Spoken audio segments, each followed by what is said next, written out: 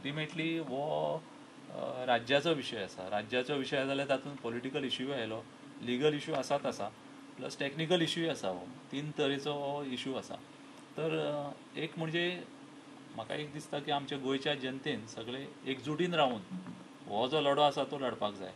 आमचे जर चार कडेन जर चार तोंडां जालीं जाल्यार आमचे जे ऑपोजीट लोक आसा पळय ते फायदो घेतलो. म्हणजे सादारणशे कर्नाटक फायदो घेतलो.